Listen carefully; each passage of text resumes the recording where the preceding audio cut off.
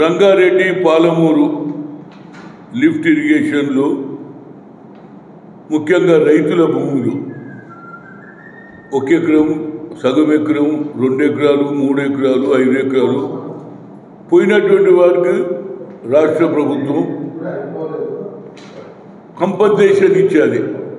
According to 1 ఎకరానికి 5 లక్షలు, సగం ఎకరానికి 2, ఇట్లా చాలామంది రైతులకు ఇక్కడ నుంచి ప్రాజెక్ట్ కింద పోయిన రైతులందరికీ ఇచ్చారు. ఇస్తే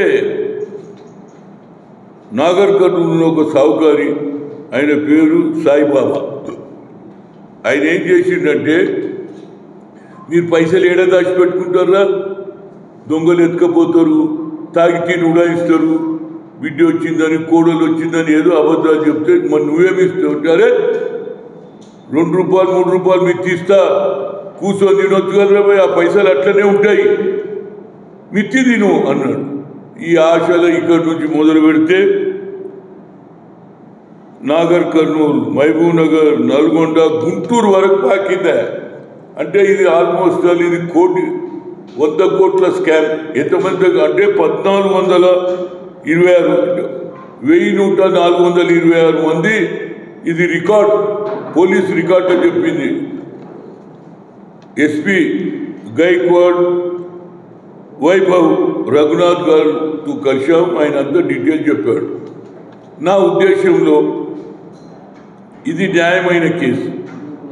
రాష్ట్ర ముఖ్యమంత్రి రేవంత్ రెడ్డి గారు ముఖ్యమంత్రి అయిన తర్వాత డ్రగ్స్ను ఎరాడికేట్ చేయాలి, డ్రగ్స్ లేకుండా తెలంగాణ ఉండాలనేది ఆయన ఉద్దేశం.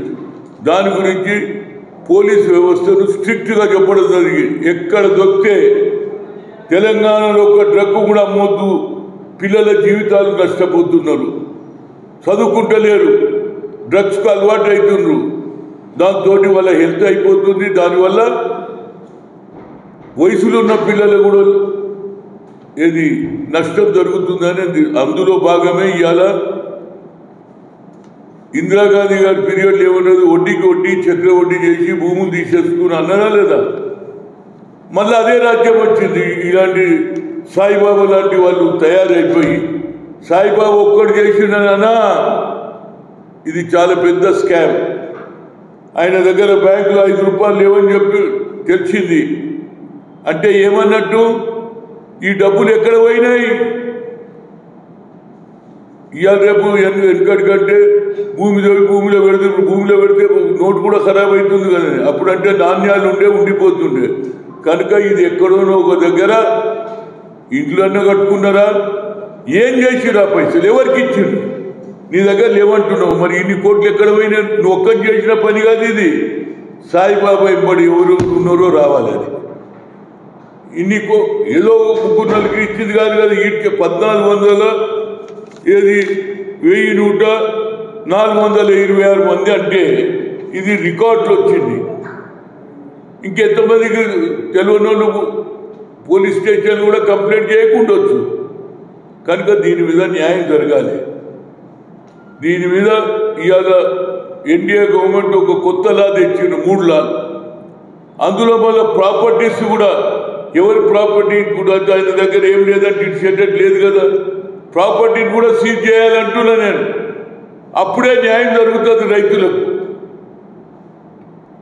కొందరికి 2 రూపాయలు ఇచ్చుడు, కొందరు 4 రూపాయలు ఇచ్చుడు. ఆయన హాయిగా నేను ఆయన టీవీలో చూపించుడు, నాకు మంచి ఆయనతో భార్యతో కాలు మీద కాలు వేసుకొని కూర్చున్నాడు. అంటే ఆయన ఎంత ధైర్యమో.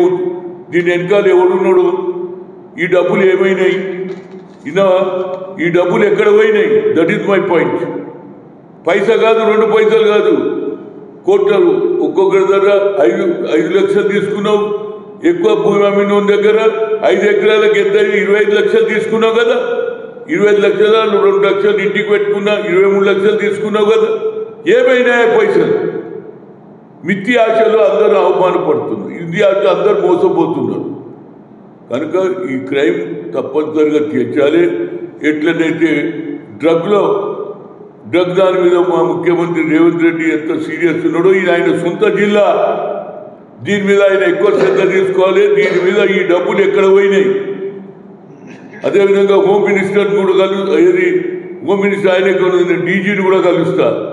ఇదే పెద్ద స్కామ్ అండి. పేదోళ్ళు ఆఖరికి ఉద్యోగాలు లేక మహబూబ్నగర్ జిల్లా పాలమూరు అంటే ఇతర ప్రాంతాల్లో పోయి పనిచేసే కూలీ నాలీలు ఏదో దేవుని దయతో ఇప్పుడు ప్రభుత్వం వచ్చింది, ప్రాజెక్టులు వస్తున్నాయని వచ్చి ఏదో భూమి పోయింది, పైసలు వచ్చినాయని హాయిగా బిడ్డ పెళ్లి బిత్తి వస్తే నా మన్మరాలు పెళ్లి చేద్దామని ఒకడు, బిడ్డ పెళ్లి చేద్దామని ఏమైంది, ఇక మన్మరాలు లేదు, బిడ్డ లేదు, ఇక ఉరేసుకోవాలి. అంత భయం లేదు ఆయనకు. దీని వెనకాల ఎంతమంది ఉన్నారు? ఇంత పెద్ద స్కామ్. ఇది ఆల్మోస్ట్ 100 కోట్ల స్కామ్ ఇది నా లెక్కల. 1000 కోట్ల స్కామ్ ఇది. 100 కాదు, 1000. ఇంతకుముందు 500 ఉంటుండగా ఇంతమంది తీసుకున్నాడు. మరి థౌజండ్స్ ఆఫ్ కరోడ్స్ ఎక్కడ పోయినాయి అనేది పాయింట్. దాని మీద పోలీసు వ్యవస్థ ఛేదించాలి. దీని వెనకాల ఎవరున్నారో తేవాలి. రైతులకు న్యాయం అయ్యే వరకు నేను ప్రతిసారి నెలలో ఒకసారి అన్నా నాగర్ కర్నూలుకి వస్తా, డెవలప్మెంట్ తెలుసుకుంటా. ఎవరెవరు ఉన్నారు, ఇలా చుట్టాలు ఎవరు, ఈ పన్యాలు ఎవరు, ఈయన ఎవరెవరితో సంబంధాలు ఉన్నాయి, ఈ డబ్బులు ఎక్కడ పోయినాయి, ఇతర దేశాలకు పంపిండా, అది కూడా రావాలి కదా. మనీ ల్యాండింగ్ చేసిండా, ఏది తెలవాలి కదా. డబ్బులకి ఇట్లా పెట్టుకోలేదు కదా, ఎక్కడ పోయినాయి మరి. కనుక దీని మీద శ్రద్ధ వహించాను. నేను ఎస్పీ గారిని వాళ్ళ ఆఫీషియల్తో అందరితో మాట్లాడినా తప్పనిసరిగా సార్ మీరు ట్రై ఎవరు లెవెల్ పెంచుతారు. ఎందుకంటే ముఖ్యమంత్రి గారు జిల్లాలో ఇట్లా అన్యాయం జరుగుతుంటే ముఖ్యమంత్రి గారు తప్పనిసరిగా దీని మీద సీరియస్ తీసుకుంటాడు అనేది నా ఉద్దేశం. అసలైన తొలి వెలుగు. ఫాలో వాట్సాప్ @తొలి వెలుగు official.